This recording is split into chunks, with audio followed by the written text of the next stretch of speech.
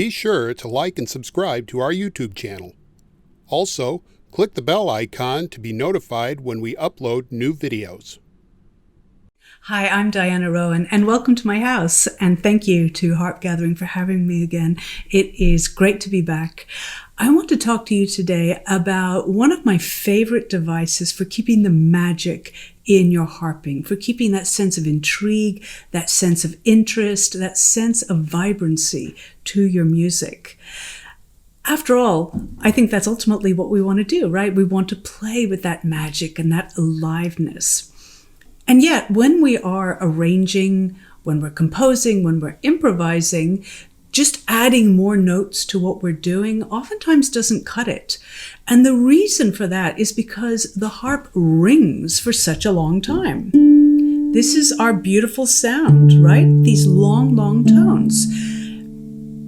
If we have a lot of notes ringing, it starts to get muddy. So let me do a double triad down here. You can see it's starting to get a bit thumpy sounding, a bit lumpy. That's higher, so it's not so bad, but it's pretty chunky, it's pretty earthbound, and we want that magical sound instead.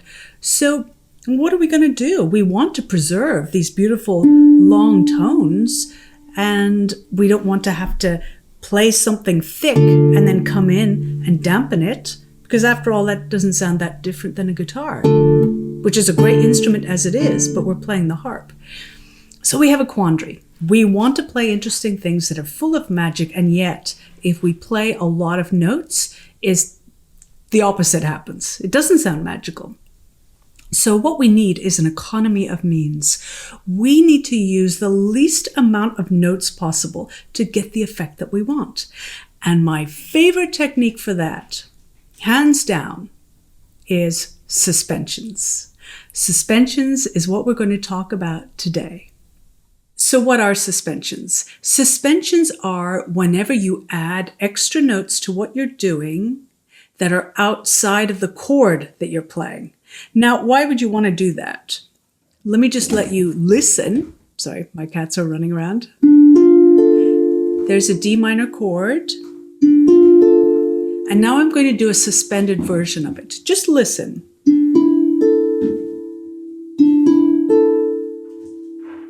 So notice how, they're really running around.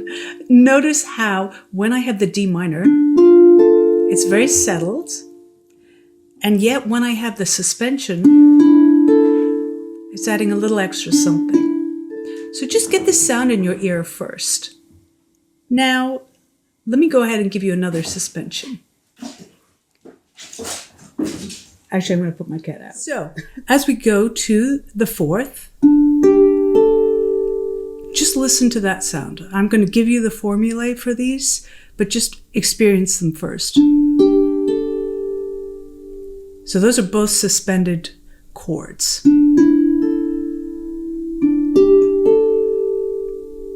And again, reference, here is the D minor chord. Totally stable. So try this for yourself. D, F, A. Let's do it twice. And now D, E, A. Really listening to that sound. D, G, A. Let's come back to the regular D minor chord.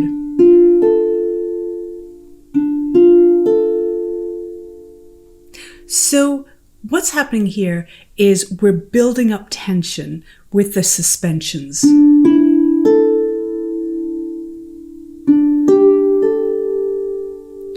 And how these suspensions are named is the E in this case is a sus2, a suspended second. Why? Because we've got D in the bass and then E would be the second note. So if D is 1, E is 2.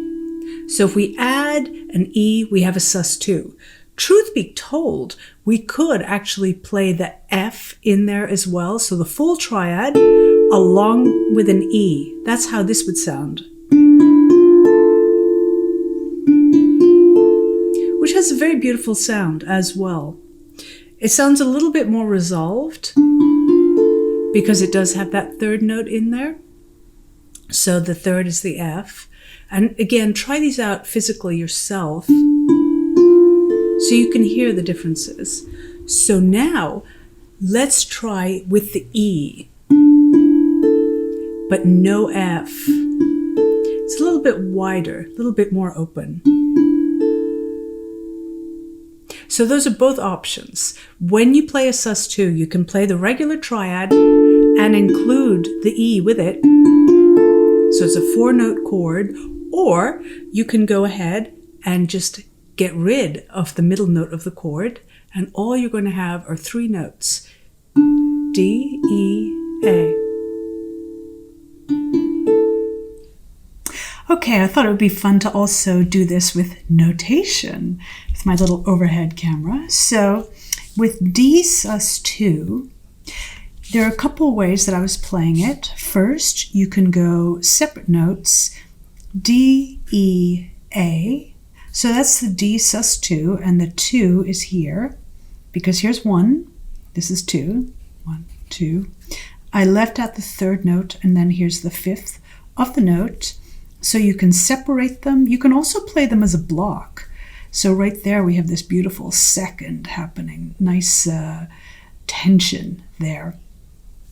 There's another way that you can play it, which I did, and that's including the third. So we have the first and then the second. So there's the second, which is our sus, sus2.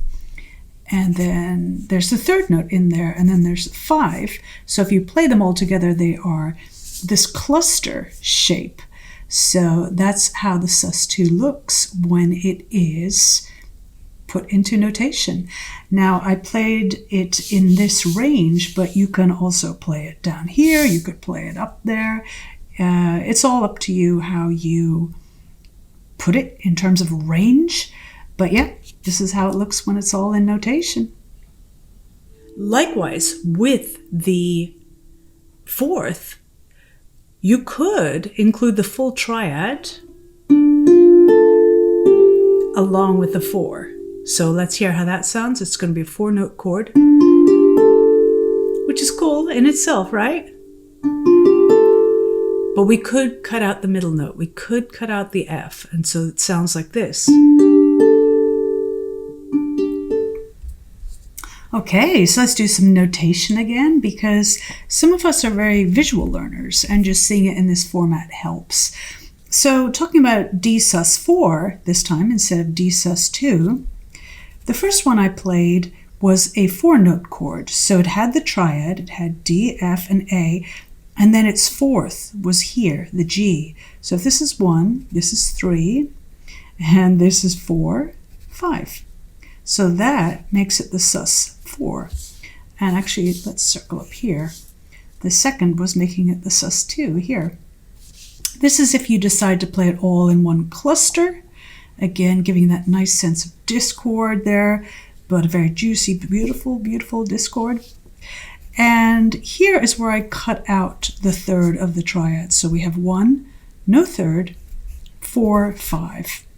And that's how it looks if it's a cluster chord right there. So these are both D sus4s, whether or not you have the third in it. But the thing that really makes it the sus is that 4 right there. So that's what it looks like on paper. So suspensions are when you play notes that are not members of the chord. And we suspended 2, we suspended 4. You can also suspend 6. So again, if you look at a D minor triad, you can see that right above the top note is a B. That is our 6th. And so what you can do is you can play D, F, A, and then B, all together. There is a sus6 chord. Now, sometimes people like to take some notes out. They feel a lot is going on right there, in which case, let's take out the A. And then you might want to resolve it to the A, because that really is pretty big discord, right? A lot of tension. That tension and release lifeblood. of music. So I wanted to take a moment to also talk about the tension release aspect of music and why that is actually the lifeblood of music. So as we gather energy, much like a wave starts to peak, we then release energy. So that's a tension release motion. If we don't have gathering of energy, for example, getting louder, louder, louder, and then diminishing, or perhaps we could talk about picking up speed and then slowing down like this. If we don't have a buildup of tension release, our music can sound like this. It sounds flat. It sounds static. And instead, we want this lifeblood of building energy and releasing energy, and building it and releasing it. This could go on forever so that we get this kind of a shape. And that is very lively shape compared to static, like this. So when we talk about tension release being the lifeblood of music, it really does reflect, for instance, a heartbeat where you gather energy and release it. It could be the telling of a story where you build up the story, here's a narrative arc, and then resolve it right about there. So even breathing, as we breathe in, we gather the energy. As we breathe out, we release the energy. When we bring tension release to our music, it makes our music sound alive. And I think that's ultimately what we most want. We most want to feel expressive when we play. And that's what this whole workshop is about. It's about working with this tension release factor, using suspensions to create tension, and then resolving to whatever the home chord is, or the next primary chord, the next very settled chord. That's the release. And then you go on and guess what? Build up more tension and then release. So again, if you find that your music is sounding a little bit static, more like these guys here, cross-training here with my art, instead you can build drama with the tension release by using suspensions. What if you take out the F? So you go D, A, B. Okay, with the D Sus6, there were a few ways that I played this, all the same notes really. So here we have, as you can see, D, F, A, so there's our triad, and there's a note above the fifth, so that is our sixth. So if we have 1, 3, 5, there's the sixth, so there's our sixth right there. I'm circling all of the suspensions, seconds, suspending the fourth, suspending the sixth. And this is if you cluster the chord, if you play them all together at the same time. Next, I actually cut out the fifth note, and I went to D, F, and all the way up to B. It left quite a lot of tension, which is a cool thing, actually, lifeblood of music, but I decided to resolve it down to A. So I resolved it to a chord member. So if we block the chord, we could also do it like D, F, and B, and then resolve to A. So I have the A in brackets here. It's optional. It depends if you want to resolve or not. You can leave the tension lingering. This is what a lot of the beauty of suspensions is. You know, you really can add a huge amount of drama and magic and mysticism to your playing with just one note, just changing one note. Then another way that I approached the D Sus6 was to leave out the middle note of the chord, leave out the third. So here I've got 1, 5, and there's the 6, and then I did resolve it back to the fifth. Resolved it back to a chord member so that it sounds stable again. Here's the shape if you block it, so you can see that middle note of the triad is missing. So I blocked it, and then you can optionally resolve to A, which is the nearest chord member from B. So if I write in my numbers here, I've got 1, 3, 6. 6 is the suspension. Here's my 5. And same story here, 1, 5, 6. There it is. B is that sixth. And then I went back down to 5. So here we are, the notation for D sus2, sus4, sus6. I recommend you pause and take a screenshot of this right now.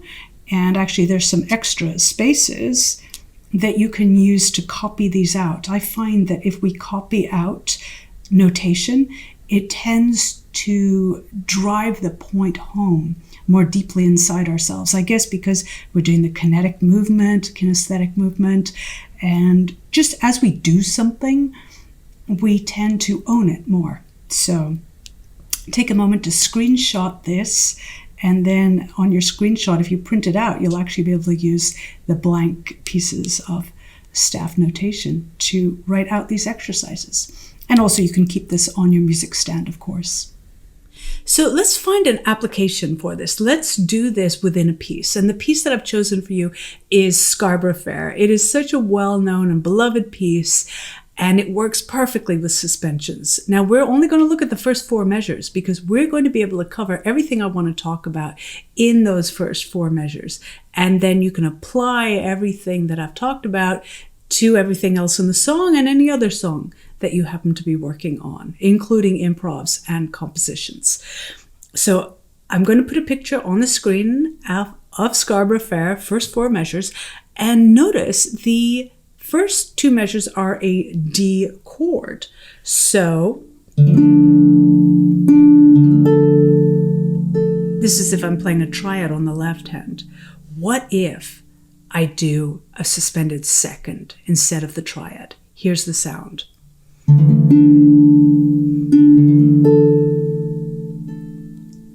Pretty cool, huh?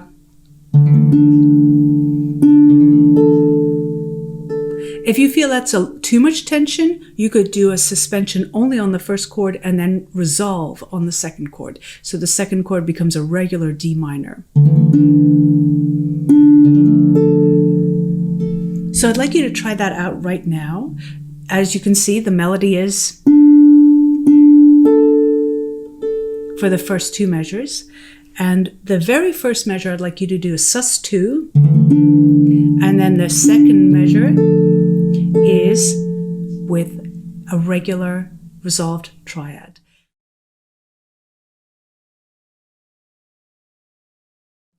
Now, let's try it with the 4. So it's going to be the 4 and then the resolved triad. Let's listen again to that 4.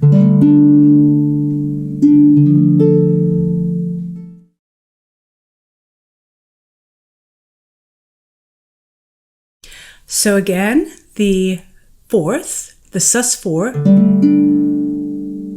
and now I'm going to resolve. Now, it's such a beautiful sound, those seconds. And the 4s. You may find that you want to actually create an introduction out of them. So now we're starting to get a little bit into composition and improvisation. So here I am with a second. So here's a sus2. I just love that sound. It's so, so beautiful. And such economy of means. All I'm doing is playing D, E, A. I could even play the right hand going backwards.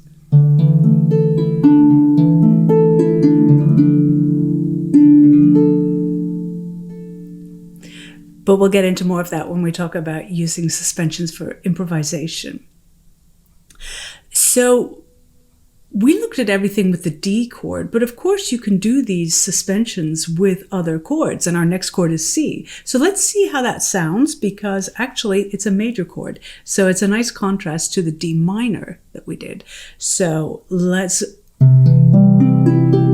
our C major chord. Who are our suspensions? Well, C is 1, so D is 2. So if I play the full C triad and included D in it, here's how it sounds.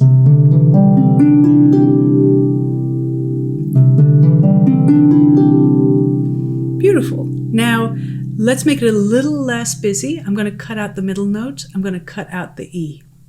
So what am I going to be playing? C, D, G. So that's what I would like you to try out. Now, play a C chord, C major, and now you're going to play C, D, G.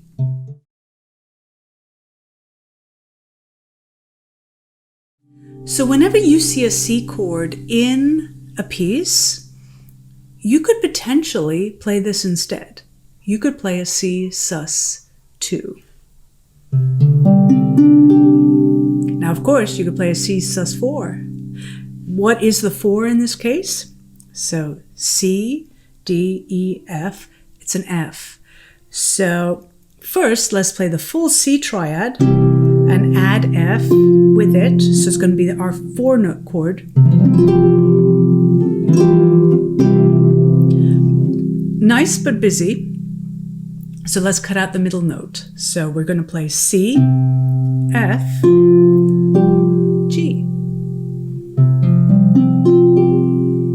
So you have the potential when you see a C chord to suspend the 2, to suspend the 4. Let's see how a 6 would sound. So if we have a C chord, the 6 is a step above the 5th. It's going to be A. So how about we play C, E, G, our regular C triad, with A on top. You know, a lot of Hawaiian music uses this chord, a major chord with a 6 on top. So we call this a C6, for example, C sus 6. Now, this is pretty busy, although I do like it. There's absolutely an application for it. Let's cut out the middle note. So I cut out the E. So I've got C, G, A. So this is a sus 6.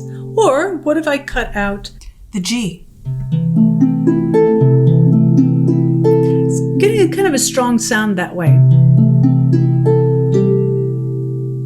It's starting to sound like an A minor, really. So again, we have to audition everything. Things can work on paper and they can be technically correct, but it's really the ear that is the final arbiter. So try out any of these techniques with your ear for sure and see what you like, because after all, that is developing your artistic voice. Your preferences are really your style developed.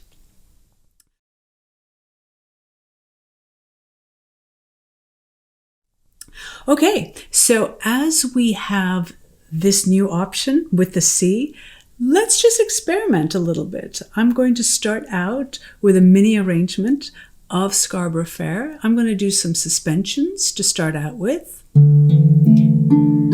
There's with a 2, 4. Let's have the 2 but going backwards on the right. Same story with 4.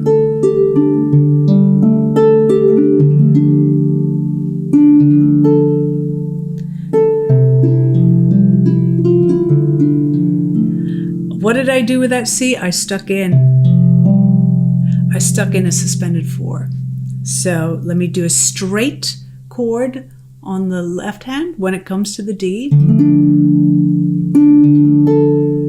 But now listen, I'm 4.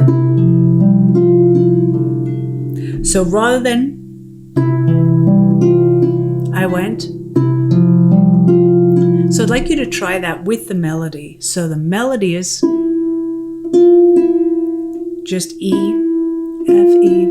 And what I'd like you to do is play on the left hand, C, F, G. Compare that to when you play a regular C chord.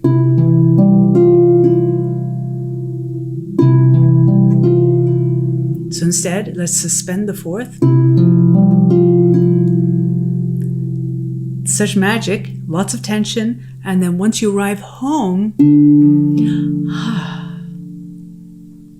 so again, that phrase.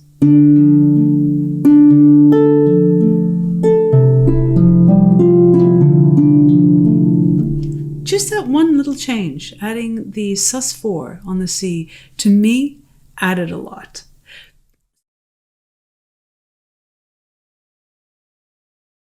So you can experiment with adding suses to all of your chords on the right hand, on the left, any style of music. Check it out and always audition it. See if it works for you.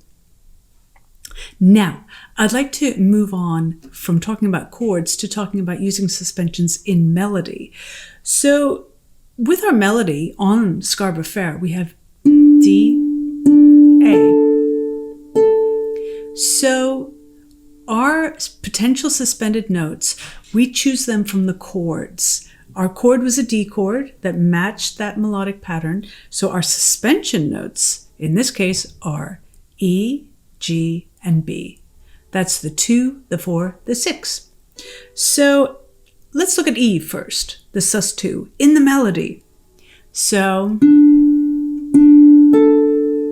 I'm going to stick an E in there somewhere. There, I stuck that in on the 3rd note. So you can use suspensions as variations on a melody. So say you've played Scarborough Fair through a couple times and you'd like to add a variation, a suspension can sound incredibly beautiful. And of course it works because it is a suspension within that key. It's really connected to the chord. It's referencing the chord that it's playing with. It's not just some random note out there. It really is the 2. It really is the sus2. So if we have as our bass melody, now we're going to add the sus2. What if we added the 4 instead?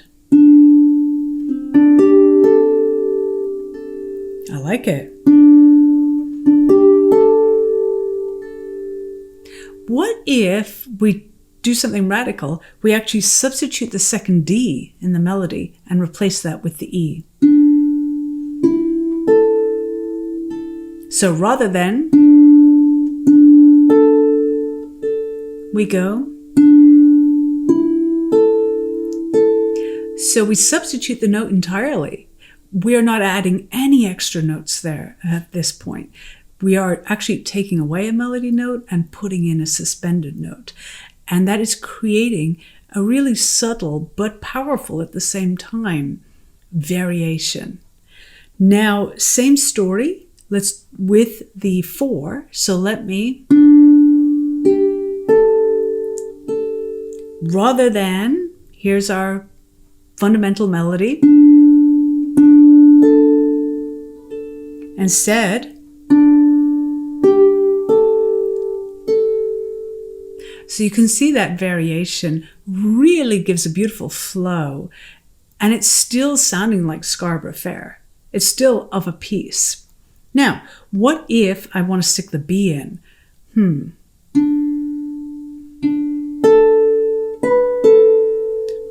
That's what I thought would work. Here comes the B. And then, so that's kind of cool. It has the, I landed on my second A, first A, and then B, A. There was my second A. And the next part of the phrase is actually the same sort of shape. So there's a little bit of an echo there. You're starting to create some symmetry. And let me give that in context.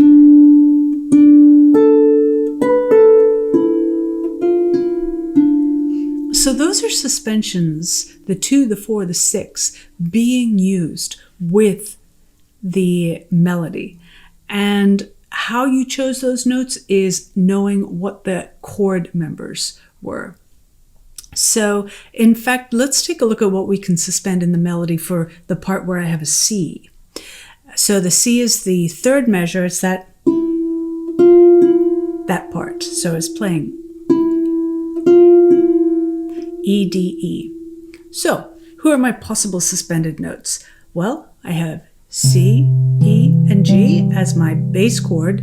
That means 2 is D, 4 is F, and 6 is A. So I could potentially use any of those notes, D, F, A, as my suspensions. So how about I'm going to put the 2, the D, right in the middle. So I play the first E, D, F, E. So rather than just this, I'm going to go.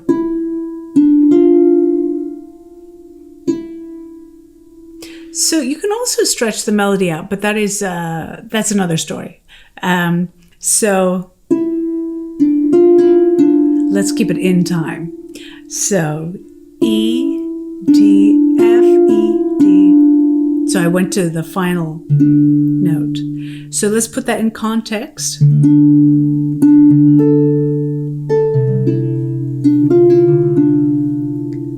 I added a little suspension in there. I added that D. Now, potentially I could also suspend the 4th. That was a suspended 2nd for the D. I could suspend the 4th, but it's kind of already there. It's already suspended. So instead, could I look at the 6th? Well, potentially. It's pretty far from all the melody notes. But let's see.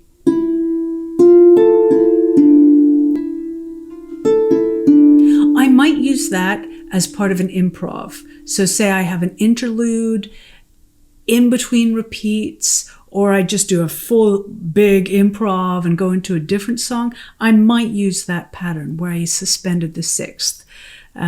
It is a little far afield, it's true, from the melody.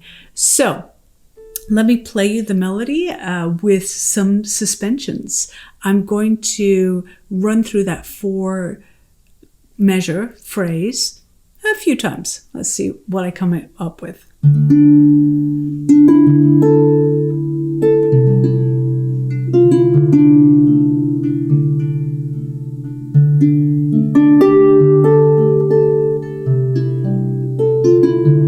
I did stick the A in.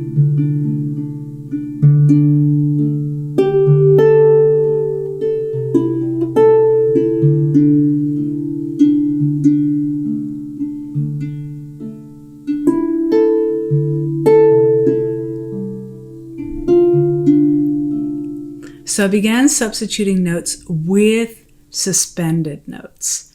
And you can see how this gives endless variation and endless ideas with great economy of means. So now I'm going to put things together. I'm going to do maybe a kind of funny version of Scarborough Fair using suspensions both for the chords and on the melody. Let's see how it goes.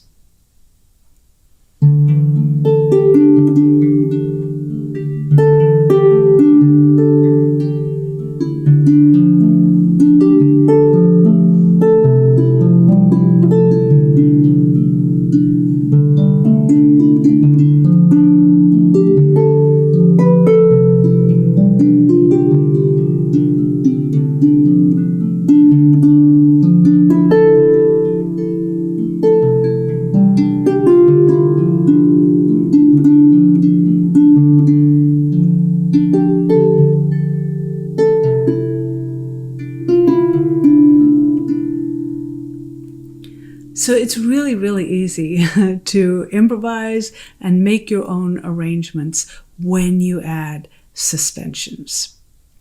So again, the easy way to figure out what the suspension is you see what the chord is in the left hand, and then what are the notes around that.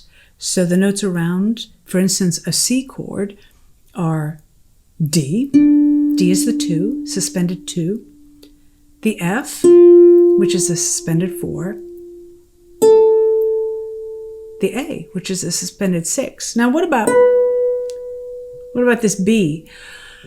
Well, the B is the 7, and the 7 is really its own case. In fact, 7 is such a strong note when it comes to adding a 7 to chords that it practically creates a different kind of chord altogether. Rather than just adding a nice juicy tension, it actually kind of changes the quality of the chord. So 7s, we really treat them as their own thing, not really suspensions, more like suspensions on steroids, really. So I would say 7 chords would be a different workshop because the approach will be slightly different. They're so strong that they actually start to twist the chord a little bit out of shape, I would say, but in a good way.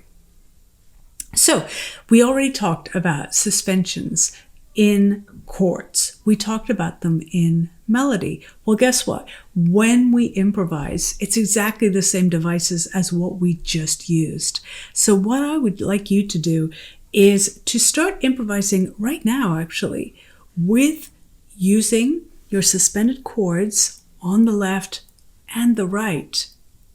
So for the right, we don't have a preconceived melody. What you can do is play notes that are suspensions right against the chord on the left hand. So let's choose first just a D minor triad on the left hand, but let's play a B against it, the 6th. So this is a Sus 6. Right away we have so much tension, and then it resolves to a chord member. It resolves to the A, which is part of the D chord. So rather than me starting with just A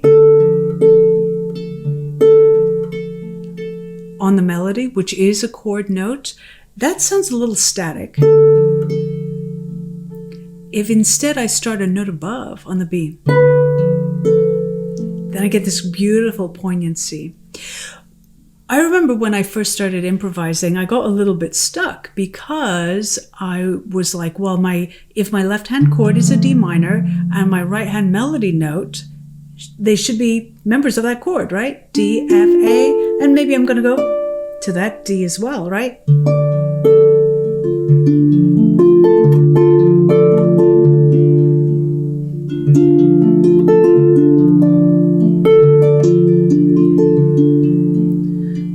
And then I got stuck. I mean, it just sounded all the same. It sounded like I wasn't really going anywhere. I was kind of in a holding pattern. It was too stable. So here's just all very stable sounding.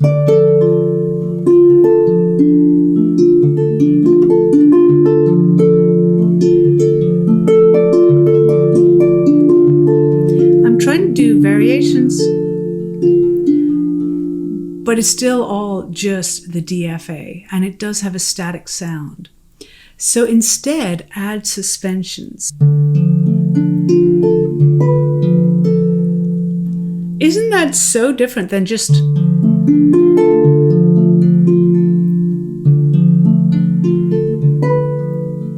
You don't even have to resolve it.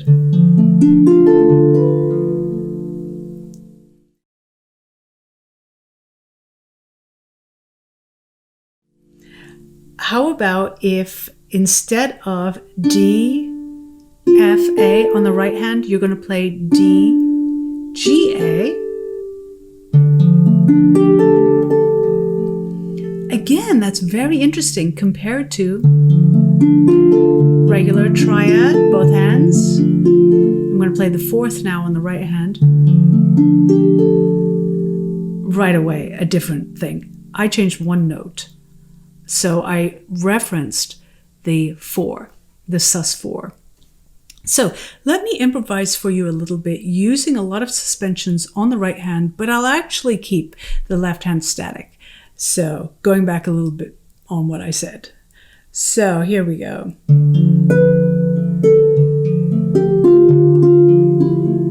2, 2.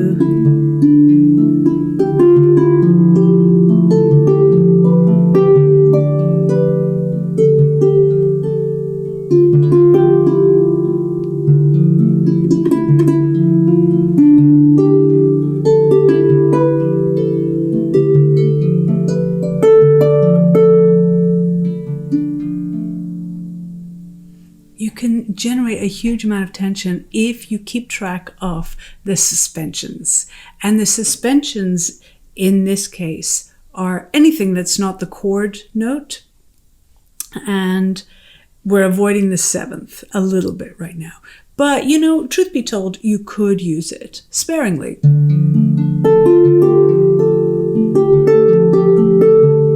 Here it comes.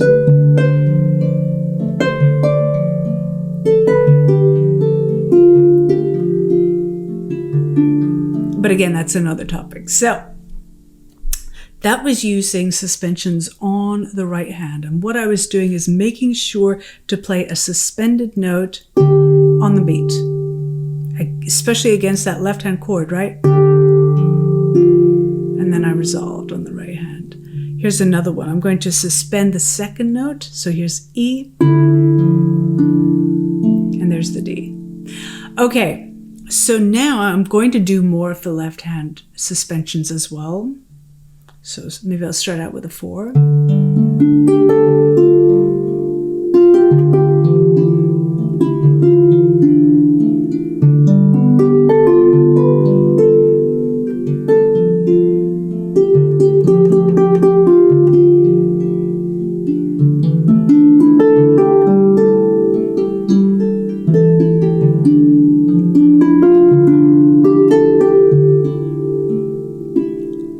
Now I'm going to do straight triads. So I was just adding in the very things I showed you before. It's amazing how sophisticated and complicated suspensions can sound. But as you saw, they're really nothing more than playing the notes that are just outside of the chord. So that was a little bit of improvisation using the suspensions, and of course you could do great variation by playing in different ranges.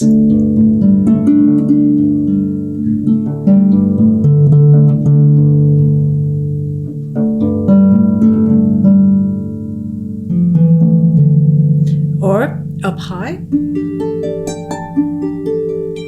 creating a completely different effect. So what am I doing? I'm doing a suspended fourth. How about mix and match? Go really low here. So by mixing up the ranges, mixing up your dynamics, mixing up the shapes, it's like a universe of expression becomes possible.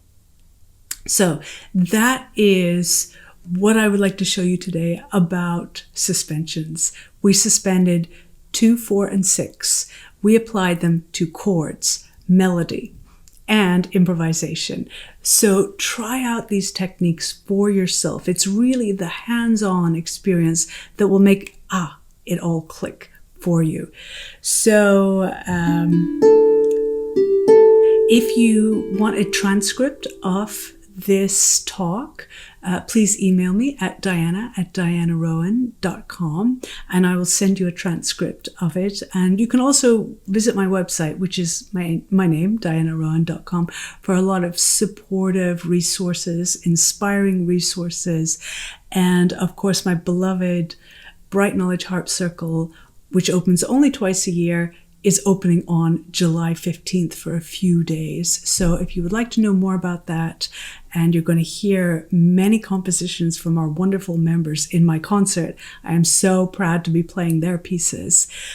Not everybody in our circle is a composer, but quite a few people have ended up becoming composers from being with us. We're a very vibrant community, private community, which is why we only open twice a year for a few days. So if you're interested, it's July 15th that we open, and get in touch with me at diana@dianarowan.com. And I'm hoping that this has brought some magic to your playing. Bye.